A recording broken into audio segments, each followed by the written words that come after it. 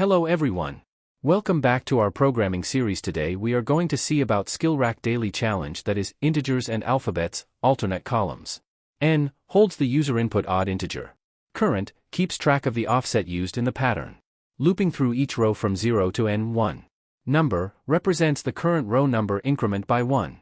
Currentchar represents the corresponding character based on the row number.